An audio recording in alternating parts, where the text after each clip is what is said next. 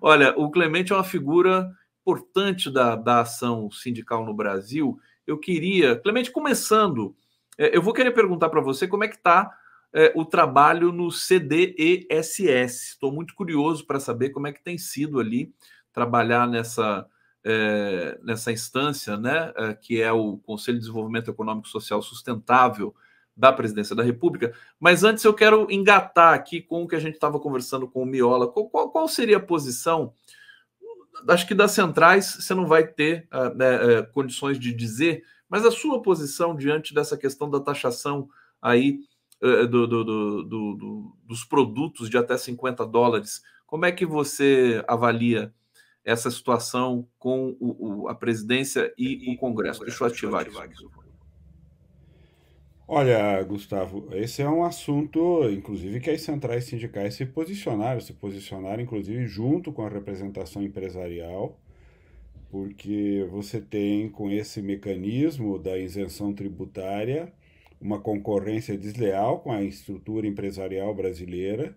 Uma camiseta que você compra importada com até US$ 50, você não paga imposto. Se você for comprar a mesma camiseta fabricada aqui no Brasil, ela terá os impostos e, portanto, necessariamente, mesmo que o empresário consiga produzir com o mesmo custo que um chinês produz, ele pagará impostos aqui no Brasil, que terão que ser incluídos no preço da camiseta, e aquele que vem importado sem impostos, portanto, tendo uma redução no custo por conta da tributação. A proposição que nós tratamos, inclusive, com o presidente da República, com o ministro Haddad, com o Congresso Nacional, é que ou nós teríamos uma taxação equivalente para você ter uma concorrência leal, sem esquecer, inclusive, que muitas vezes essa produção chinesa conta com subsídio do Estado chinês, muitas vezes subsidiando inclusive a própria exportação, ou seja, há créditos que aquelas empresas recebem e, portanto, é como se o Estado chinês estivesse estimulando e incentivando economicamente essa exportação, portanto, o desequilíbrio do ponto de vista econômico é muito grande. E para as centrais sindicais, o mapeamento que nós fizemos é que isso afeta milhares de empregos, ou seja, quando nós compramos uma camiseta chinesa com um desequilíbrio tributário e não compramos uma camiseta no Brasil, isso impacta diretamente o emprego daqueles trabalhadores que trabalham nas empresas que não vão produzir nem vender camisetas feitas aqui no Brasil. Isso para qualquer outro produto importado, quando você tem esse desequilíbrio de tal forma que você não consegue concorrer, e como que você mede se você vai concorrer? Você poderia dizer, olha, se eu exportar a nossa camiseta do Brasil para a China, ela chega lá no mesmo valor que chega aqui? Não chega. Não chega por quê? Porque aqui paga tributo, porque aqui você não tem o subsídio que muitas vezes lá na China tem. Então, você tem um desequilíbrio e esse desequilíbrio vai matar o emprego no Brasil. Você compra uma camiseta chinesa, financia o emprego na China e quebra o emprego aqui no Brasil. Então, temos milhares de trabalhadores duramente afetados porque as empresas têm dificuldade de fazer essa concorrência. Isso ocorre em muitos outros setores, né? Basta ver, pega a experiência agora nos Estados Unidos. Eles estão fazendo taxações que chegam a 80%, ou seja, estão tributando em 80% um produto, por quê? Porque estão dizendo esse produto que vem da China quebra com a indústria de automóvel, a indústria de chips, a indústria de qualquer coisa, qualquer indústria está sendo taxada pesadamente nos Estados Unidos. Por quê? Porque eles vão proteger a economia deles e os empregos deles, né? No caso dos Estados Unidos, tem um componente aí de protecionismo e de guerra comercial com a China, especificamente. Taxaram o carro elétrico chinês 100%, né? Uma coisa assim, uma enormidade, meio que uma coisa absurda. Agora, eu queria te perguntar assim, então quer dizer que para você e para as centrais, eu não tinha visto o comunicado das centrais apoiando essa medida, então peço desculpas aqui ao nosso assinante, nosso espectador, o Clemente colocando aqui os pingos nos is. Dando nome aos bois, para não fazer alusão ao programa da concorrente aqui, né, Clemente? Agora, quer dizer que para você, para as centrais sindicais, é justo, eu até também considero tecnicamente justo, agora sempre ficou no ar uma discussão sobre a popularidade dessa medida ou não, e justamente por isso que o Lira não queria acatar sozinho, né, a responsabilidade de colocar esse imposto nos produtos de até $50. Mas a pergunta que eu te faço é o seguinte: a loja lá da Havan, né? A Havan, eu esqueci o nome do dono da Havan, daqui a pouco a gente lembra aqui. Ele, por exemplo, compra produtos chineses e vende no Brasil. Quer dizer, as lojas brasileiras também compram produtos chineses e vendem aqui. São essas também que se sentem prejudicadas por essa concorrência? São também essas lojas, mas principalmente, mais do que as lojas, porque elas vão vender a camisa chinesa ou a camiseta brasileira, elas vão vender. O que é mais impactado, no caso, é a indústria. Ela, sim, 90% do impacto é direto sobre a capacidade produtiva industrial. Tudo que nós estamos importando é produto industrializado. Quando você abre mão de consumir o produto industrializado feito no Brasil, e, portanto, feito por empregos no Brasil, você está estimulando a geração de empregos fora do Brasil. Então, o impacto mais severo é sobre isso. E sobre isso, é muito importante que o debate público possa esclarecer a população. Você compra um pouco mais barato um produto chinês, entretanto você perde o emprego no Brasil. E ao perder o emprego no Brasil, você terá perdido a capacidade de amanhã comprar esse produto. Portanto, você tem um desmonte da estrutura produtiva do emprego, cujo reflexo é muito mais grave do que talvez um sobrepreço pela tributação que você pagará em um produto no qual você tributando está também financiando o Estado, a Previdência, a saúde, a educação no Brasil. Perfeito, Clemente. Mas então não seria necessário também fazer um condicionante para as lojas brasileiras que vendem camisetas, produtos chineses, para que eles passem também a trabalhar mais com nacionais nessa situação? Não, com certeza. Portanto, não é só... Na verdade, significa um conjunto de medidas. A parte da reforma tributária encaminhada, que vai ser implementada, começa a corrigir uma parte desse problema. A outra parte desse problema exigiria uma correção, inclusive das outras isenções, como o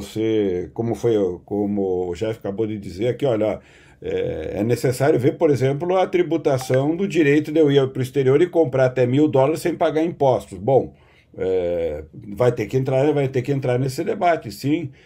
Vai ter que entrar no debate, por exemplo, dessas importações que muitas vezes vêm maquiadas e, na verdade, novamente, de alguma maneira, pela estratégia de importação, de triangulação, o cara faz a importação da China via o Paraguai e o Paraguai coloca pelo Mercosul sem tributo no Brasil. Então, tem várias triangulações que permitem essa concorrência desleal que implica em uma atuação severa. Nós também abordamos isso com o governo. Não é necessário só olhar para os $50. Os $50 é importante, mas é necessário olhar para os outros mecanismos que, na verdade, criam uma falsa ilusão de que eu estou recebendo um produto mais barato, mas muitas vezes você não percebe o severo impacto que tem sobre o emprego industrial. Por exemplo, quando a Ford fecha uma empresa como ela fechou na Bahia, nós estimamos mais ou menos um impacto em 120 mil empregos.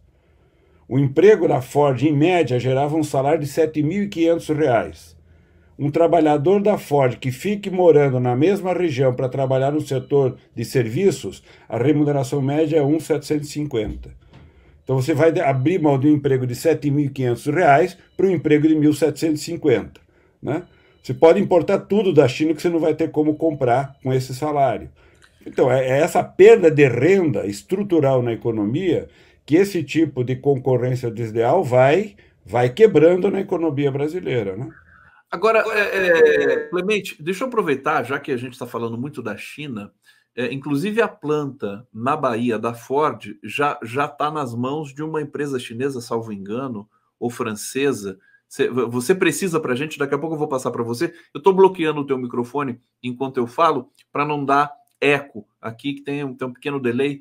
Então, te peço desculpa, mas já vou passar para você responder sobre essa questão da China, da planta na Bahia, e como a China está vindo forte para o Brasil, Clemente. Que isso aí, eu vi a foto de um navio que é da própria montadora chinesa de carros elétricos, desembarcando 5 mil carros elétricos no Brasil. Como é que as centrais, como é que você está observando essa chegada tão forte da China?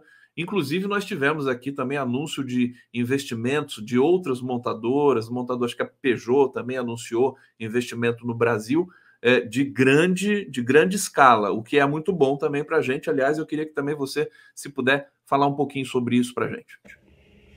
Bom, isso, Gustavo, é um elemento importante. Uma das diretrizes que nós defendemos e debatemos no Conselho de Desenvolvimento Industrial, no Conselhão lá do Presidente da República, é de que nós devemos ter como política de desenvolvimento produtivo, de desenvolvimento industrial no Brasil, a política de estímulo à produção de conteúdo nacional, ou seja, que as empresas nacionais tenham investimentos, tenham suporte técnico, tenham crédito, tenham inovação e tecnologia desenvolvida para ampliar sua capacidade produtiva. Segundo, que uma empresa multinacional, uma empresa estrangeira que queira vir vender seus produtos no Brasil, o faça a partir de uma produção nacional. É o que aconteceu, por exemplo, está acontecendo, retomando-se uma política que foi eliminada no governo anterior, que é a obrigatoriedade dessas empresas, essa que você acabou de citar, que está trazendo importados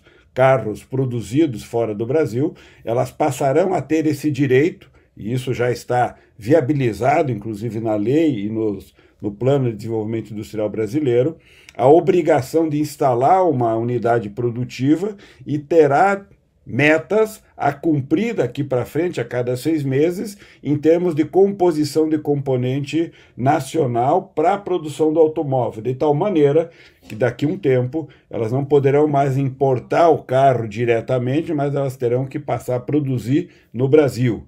Esse anúncio, o anúncio dessas medidas ou dessa política já fez com que nesses últimos 6 meses elas declarassem juntas, as montadoras, um investimento da ordem de 130 bilhões de reais aqui no Brasil, para justamente fazer o quê? Estruturar a sua capacidade produtiva no Brasil. Agora, a China, na medida em que ela está sofrendo um bloqueio econômico nos Estados Unidos e na Europa, porque não é só os Estados Unidos, a Europa também está fazendo bloqueios econômicos porque ela está vendo que a China está destruindo a estrutura produtiva naquele território e no Brasil também, e por isso é importante nós termos essas políticas para quê? Para que esses países, inclusive a China, passem a ter uma permanência na produção e na comercialização no mundo com equilíbrio, ou seja, não dá para um Estado, no caso do Estado chinês, subsidiar a sua indústria para que ela possa ocupar o espaço no mundo, quebrando as indústrias dos países onde ela está presente. Agora, a China vem deslocando sua prioridade em termos de comércio mundial para a América Latina e para a África. Na medida em que ela é deslocada do ponto de vista da concorrência e há um enfrentamento comercial pesado com a Europa e os Estados Unidos, a América Latina passa a ser um espaço prioritário para desovar sua produção. E, portanto, não foi pequena a pressão que provavelmente ela tenha feito do ponto de vista de inviabilizar a tributação dos 50 ou das outras políticas que porventura venham a ser feitas. Então, um embate institucional, um embate do ponto de vista do comércio e das relações internacionais que não é simples. No caso das montadoras, há uma política sendo implementada e essas empresas, inclusive chinesas, é o caso da empresa que comprou a planta da Ford, instalará naquela unidade uma produção de uma indústria chinesa de produção de automóveis, provavelmente com 30%, 40%, 60%, 80% de conteúdo nacional, trazendo uma parte importada, lá na frente talvez 20%, 25%, 70%, 75% produzido em equipamentos, peças produzidas no Brasil, estruturação da indústria de peças e acessórios também aqui no Brasil, ou seja, de tal forma que você estimule a vinda dessas empresas acompanhada, porque elas vão trazer tecnologia, vão trazer inovação, vão fazer formação de mão de obra e vão instalar aqui no Brasil, recuperando, por exemplo, na Bahia, os empregos de R$ 7.500 que foram fechados quando a Ford decidiu sair do Brasil. Isso é parte de uma política de desenvolvimento econômico, na nossa visão das centrais sindicais, com o objetivo de criar emprego de qualidade, sustentar incremento da renda, crescimento dos salários e, evidente, melhorar o nosso padrão de desenvolvimento econômico. Associado a isso, essas empresas precisam ter claramente uma política de sustentabilidade ambiental, portanto, produzir automóvel de forma mais limpa do ponto de vista industrial, com energia renovável, e automóveis que concorram para uma eficiência energética associada à crise ambiental, portanto, sem poluir a atmosfera, é o que a gente pretende que seja a dominância da nossa política de desenvolvimento econômico e industrial. Fantástico, Clemente Ganslu. Sabe tudo do que está acontecendo no Brasil. É importante você estar sempre aqui presente conosco. Eu vou ler alguns comentários aqui do nosso público, e justamente quando você fala da questão ambiental, eu quero falar agora com você dos relatórios manifestos das centrais, né, que você inclusive distribuiu, eu tive o privilégio de receber, das indicações, né, dos programas, do projeto de país que as Centrais Unidas e a questão ambiental também, né, subscrita aqui, enfrentamento da mudança climática, da emergência ambiental. Aliás, são dois documentos muito bacanas, muito bonitos, no sentido de apontar realmente para o futuro, né? Eu vou pedir para você falar na sequência sobre isso. Antes aqui, Carlos Rocha, pior que o Felipe Neto, tem razão. Você deve ter visto que o Felipe Neto reclamou muito da questão da taxação de 20%. A gente comentou aqui anteriormente, se você quiser falar sobre isso também, fica à vontade. Rosângela da Silva Pereira, moralmente, por incompetência intencionada, deveria o prefeito estar inviável para todo sempre. Miola, na minha opinião, ainda falando aqui do prefeito de Porto Alegre. E José Selmar Roy da Silva. Bom dia. Conjuntamente com o imposto das blusinhas chinesas, tem que propor a taxação das grandes fortunas para aproveitar com o momento da necessidade de ajudar o Rio Grande do Sul. Bilionários pagando imposto. Muito bem, obrigado, José Selmar. Estou vendo aqui pelo gestual do Clemente, que ele concorda absolutamente com isso. Inclusive, a proposta do Fernando Haddad de taxar as grandes fortunas, os bilionários, né, no âmbito global, ganhou força com a situação do Rio Grande do Sul. Vamos ver se ela avança, né? Vai precisar de apoios como os apoios das centrais. Fala um pouquinho desses documentos para a gente, Clemente. Primeiro, a questão aqui do enfrentamento da mudança climática, perspectiva de trabalho, transformações estruturais a partir da tragédia do Rio Grande do Sul. Vocês estão também já computando essa grande tragédia e catástrofe, e a proposta das centrais. Vamos lá, Clemente. Bom, Gustavo, as centrais lançaram, como você disse, nas 2 últimas semanas, 4 documentos que orientam o trabalho das centrais sindicais para o próximo período, aqui de maio até abril do ano que vem, sempre no mês de maio, procurando referenciar quais são as diretrizes para as lutas, para a ação sindical, para a atuação institucional. O primeiro documento que foi lançado foi as propostas que as centrais apresentaram ao governo brasileiro, mas também ao governo do Rio Grande do Sul e aos prefeitos, especialmente de Porto Alegre, com as medidas que nós consideramos urgentes serem implementadas naquele estado para atender à emergência, à crise nesse curtíssimo prazo. As centrais colocaram sua estrutura física, os sindicatos. Nós estamos, nesse momento, fazendo o levantamento das colônias de férias existentes em São Paulo, Paraná, Santa Catarina, para colocar à disposição para aquelas famílias que, porventura, precisem de um período mais longo para ter um acolhimento estruturado, com apoio do governo federal, do governo dos estados, serviços que nós estamos procurando disponibilizar para atuação no curtíssimo prazo. Também propusemos nesse documento uma série de medidas visando estabelecer espaços de diálogo social para criar mecanismos, políticas, medidas que possam simultaneamente proteger os empregos, a renda das pessoas, simultaneamente mobilizar a força de trabalho para a reconstrução no território das empresas, das casas, dos postos, das escolas, das vias, bom, do espaço urbano e do espaço no território rural, com um investimento que possa ser coordenado,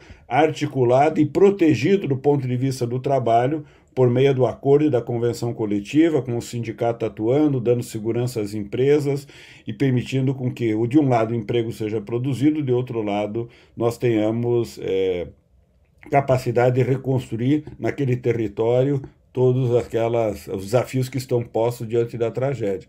E esse documento nós também trazemos um conjunto de propostas que visam, evidente, incidir sobre a situação do Rio Grande do Sul, mas são propostas pensando que situações semelhantes a essa que o Rio Grande do Sul vive, já ocorrem no Brasil em várias outras regiões, irão ocorrer provavelmente com maior frequência daqui para frente, é tudo o que infelizmente os cientistas estão denunciando há mais de 2 décadas e que, no geral, os governantes não dão a menor bola, as empresas não prestam atenção e nós estamos sofrendo as consequências disso de forma dramática e sofreremos de forma cada vez mais intensa daqui para frente. Portanto, é preciso ter uma abordagem do ponto de vista do Estado e dos governos para que políticas possam ser rapidamente implementadas diante das tragédias, mas, principalmente, possamos fazer a mitigação. Em muitas regiões, são centenas e centenas de cidades e de regiões já mapeadas que dizem, se tiver qualquer coisa parecida, essas regiões serão gravemente afetadas, como é no Rio de Janeiro, já foi na Bahia, foi no Maranhão, bom, no Brasil todo. Então, nós estamos propondo um conjunto de medidas ali, estamos apresentando. Junto com isso, nós lançamos, na semana passada, a pauta da classe trabalhadora 2024, que é o enunciado de 20 prioridades da nossa pauta. Nós temos uma pauta da classe trabalhadora para 4 anos.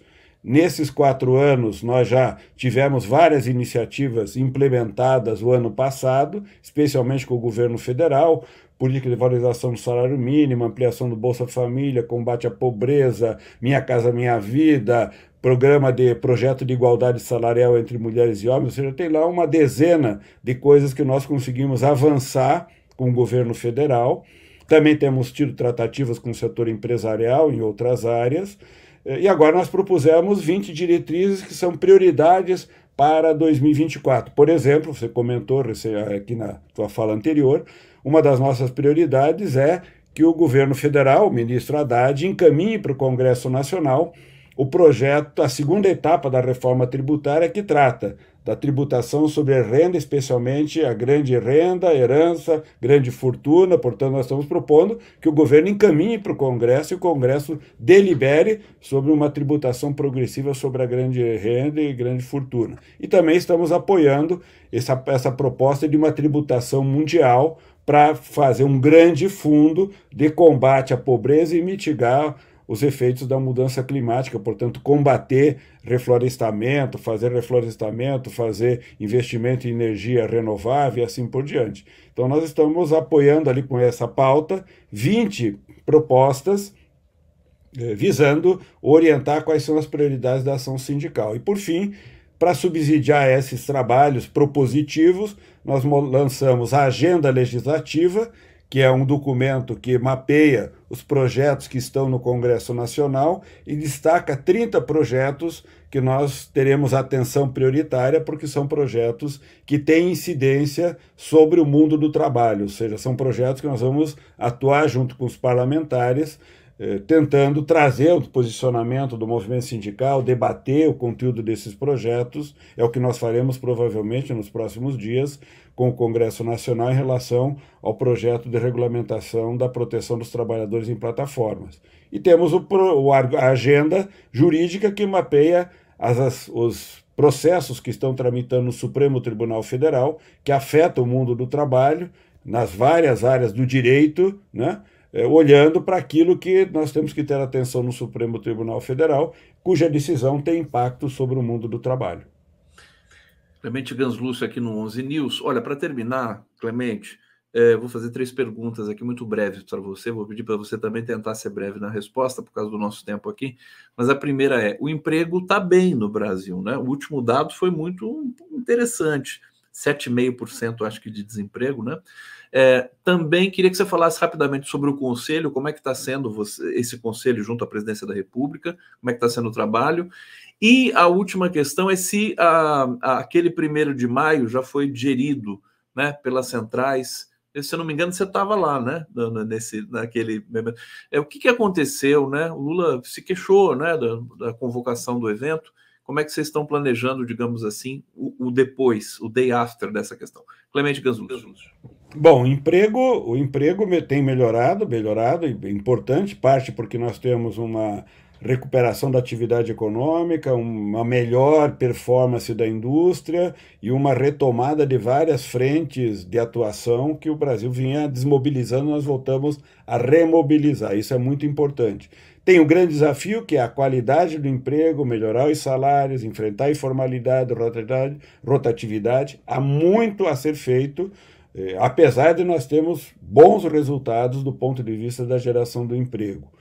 No Conselho de Desenvolvimento Econômico e Social, nós temos tratado de vários temas. O Conselho é formado por mais ou menos 250 pessoas, escolhidos pelo Presidente da República, da área social, das organizações não governamentais, do movimento sindical, da representação empresarial, indígena, quilombola, ou seja, nós temos uma diversidade de representação muito grande de todo o Brasil, de todo o território nacional, e lá nós debatemos vários assuntos. Uma das coisas que nós temos trabalhado recentemente, um grupo de trabalho tem trabalhado, é sobre a educação, primeira infância e creche. Tem várias propostas que o governo está implementando, inclusive, de universalizar, por exemplo, o acesso de creches a todas as crianças até 6 anos de idade.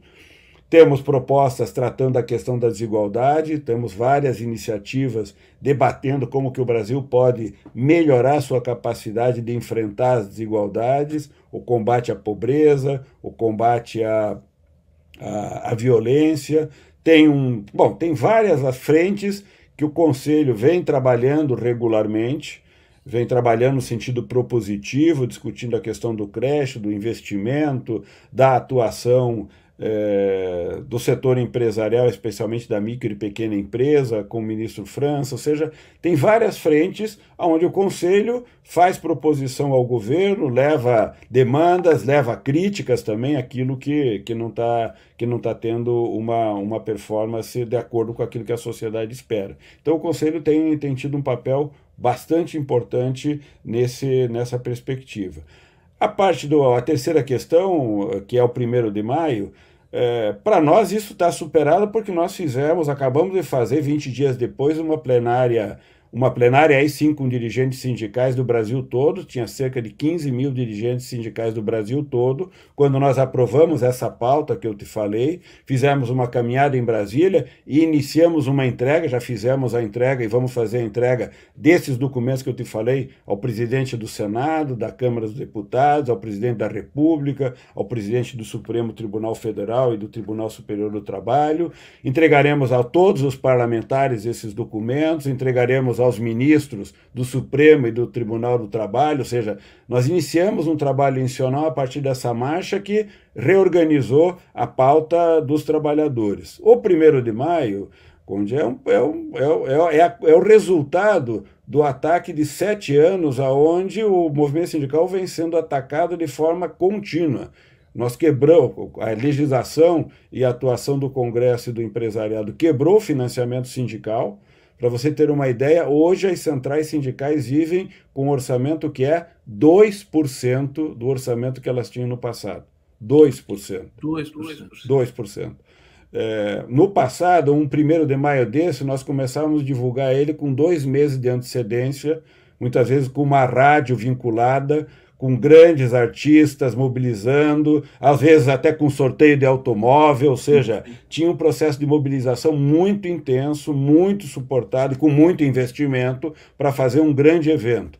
Para você ter uma ideia, esse 1º de maio, 10 dias antes do evento, nós não tínhamos local, porque a Prefeitura de São Paulo não liberou o local que era público. O local que era público no passado, o Vale do Anhangabaú, foi privatizado. Custa para você fazer um evento desse o aluguel R$400 mil, que nós não tínhamos para pagar, e tentamos de toda maneira algum local, conseguimos a cessão do estacionamento de um clube de futebol, no caso do Corinthians, que cedeu aquele espaço para nós fazermos 10 dias antes do evento, ainda com a tendência de que poderia ter um jogo naquele dia no local, para você ter uma ideia. Então, 10 dias antes, nós começamos a organizar um evento que no passado eles organizavam com 4 meses de antecedência, né?